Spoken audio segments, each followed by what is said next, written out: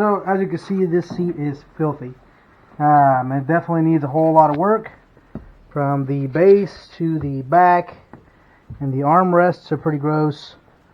So we're going to be hitting that today, and we're going to be hitting the back of the driver's seat, which you can definitely tell also needs some TLC. Along with that armrest is pretty bad. So see you in a second.